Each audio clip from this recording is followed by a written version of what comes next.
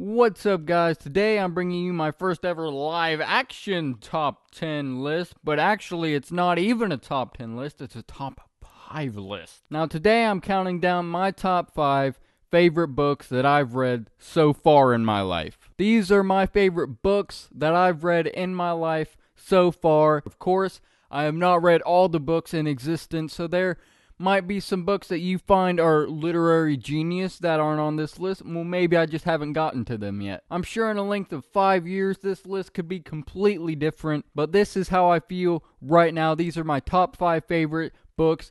I am a huge book fan. I love books. I love books of all sorts of genres and shapes and sizes and covers and all that.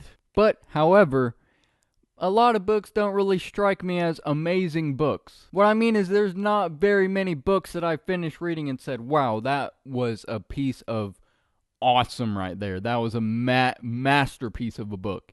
There's not really many books that do that to me. There are a few, there are a select few. And that's why I'm only doing a top 5, because these are among the elite few that have struck me as truly amazing books and truly fantastic literary pieces of art. So without further ado, let's go on down to number 5, Frankenstein. Oh, we all know and love Frankenstein. Now, Frankenstein, the book, is a lot different than what most people believe is the Frankenstein story. Written by Mary Shelley, this book is actually really depressing. This book is the actual origin of Frankenstein, where it actually came from, where the story actually came from.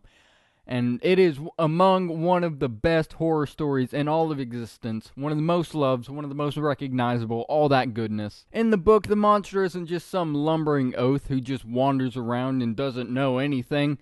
In the book, the monster is actually very intelligent. He can speak English, and he's also very vengeful of his creator, Dr. Frankenstein. And basically, he threatens to kill pretty much all of Victor's loved ones.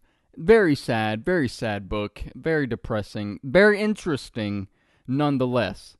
It's a very emotional tale, and by the end of it you won't know whether you should feel sympathy for the monster or for Dr. Frankenstein. Such a good book that you can't pass it up. It's not like the little fairy tale that Frankenstein has become. It is hardcore. This is a monster, and he will rip your flesh out if you're not careful. But he's not a monster. He just wants to be loved like everyone else. But he can't, because he's a nasty monster created from a crazy scientist. So a very good book. I definitely recommend it. So now let's move on to number 4. Alright, so number 4 is probably the shortest on this list. Of Mice and Men. Hoo boy. Let me tell you about this one. Of Mice and Men is a very emotional story, very short story as well. It's amazing how the author was able to fit so much emotion into the length of the book that he did. It's only like 100 to 200 pages long. I don't quite remember, but it's a very short book. It's not even a full-length novel. It's what's it called? Novelette. I think that's what it's properly called, is a novelette. One of those very, very thin books. But very, very good. One of the best pieces of writing in such a short and compressed way. The book is about two very unlucky travelers, that go around looking for work in various places. But misfortune is just all around them, all the way through the book. You can't help but feel so sorry for these guys and all the people that surround them. They're just so... The book is so fleshed out in such a short amount of time. It's incredible how the author managed to make the book so strong and emotional and punching in such a short amount of pages. It's just incredible.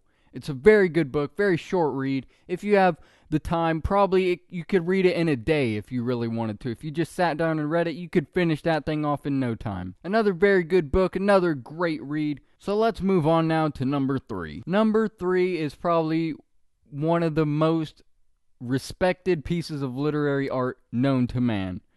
The Divine Comedy, written by Dante. If you look up masterpiece in the dictionary, you will see a picture of the Divine Comedy in all its divinity. This is probably one of the most influential books in all time, and has influenced countless authors throughout its existence. The Divine Comedy goes through Inferno, Purgatory, and I think Paradise is what the last one is called. Inferno probably being the most popular one. Everyone's heard of Dante's Inferno. That's obviously where that comes from. But yeah, very amazing book, very well written, kind of hard to understand because, you know, it's in that old English, but you could get a modern day translation if you look for it. But again, very excellent piece of literature. It's one of those books that you can't call yourself cultured until you have read it. It is just so culturally important in so many ways. It is such a masterpiece of a book. So what could follow such a masterpiece?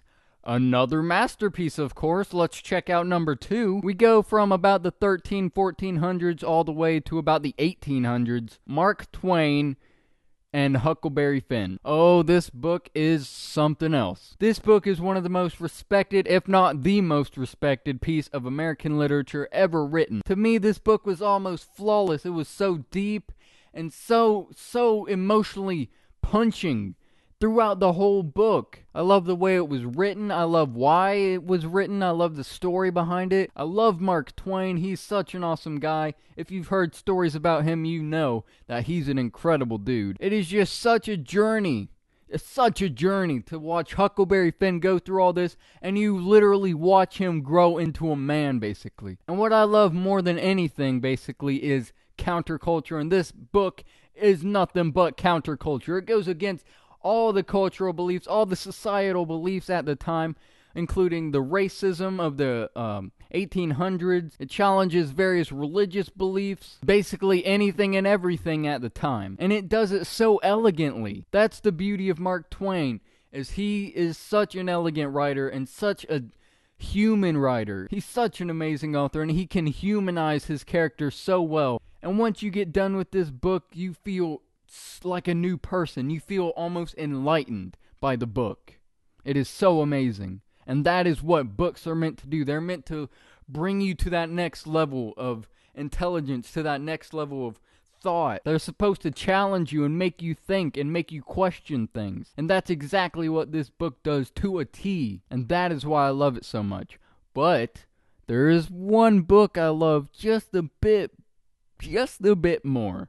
And that is at number 1. Now, this book might seem like kind of an oddball out. A lot of these books on this list are considered by many pieces of literary genius. But this book maybe not so much by everybody. But trust me when I say this is probably the greatest book I've ever read. I cannot describe how much I love this book. I could not put this book down once I got started. Stephen King is an amazing suspense writer. He is able to keep you on your seat through the whole ride, and you don't expect anything in this book. It is a thrill ride to the very end.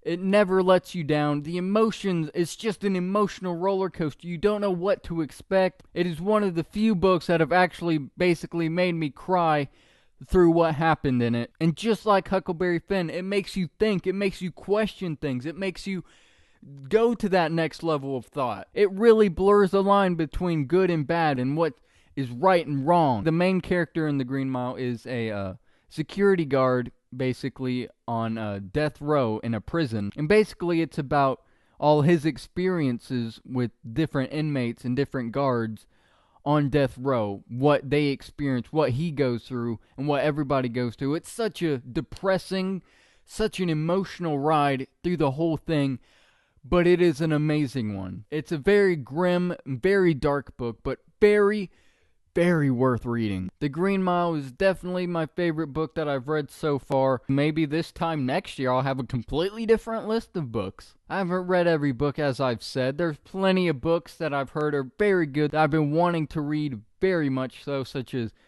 Clockwork Orange. I've heard very great things about that. Really been wanting to read that one. And a few other Stephen King books like Misery and It. And just all sorts of books I haven't read yet, and I really want to. But those were the top 5 books that I've read so far. What do you think? What are your favorite books that you've read so far? Do you agree or disagree with any of the books I've chosen? Definitely let me know. And also let me know if there's any books that maybe I haven't read yet that you might like to suggest to me. That would be awesome because I love reading, as I've said, and I will definitely get to it. So anyways, I'm Musi Gamer. This has been my top 5 favorite books that I've read so far. And I will see you in the future. Slipper. Goodbye now.